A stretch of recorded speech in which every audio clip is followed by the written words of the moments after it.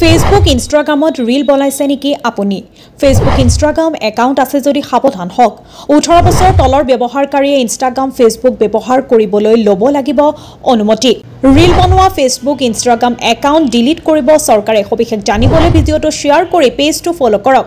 আপোনাৰ যদি ইনষ্টাগ্ৰাম আৰু ফেসবুকত একাউণ্ট আছে তেন্তে সাৱধান হওক আপোনাৰ একাউণ্ট ডিলিট হ'ব পাৰে খবৰ অনুসৰি ভাৰত চৰকাৰে বহু একাউণ্ট ডিলিট কৰিব পাৰে দীৰ্ঘদিন ধৰি বন্ধ হৈ থকা একাউণ্টসমূহ আঁতৰোৱাৰ পৰিকল্পনা কৰিছে চৰকাৰে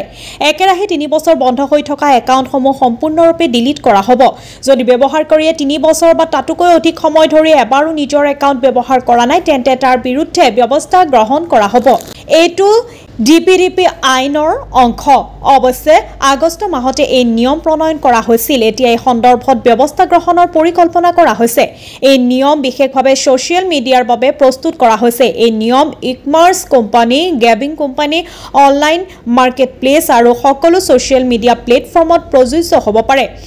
ডিপিডিপি আইনত ব্যৱহাৰকাৰী তথ্য সুৰক্ষাৰ সৈতে জড়িত কেইবাটাও বিধি অন্তৰ্ভুক্ত কৰা হৈছে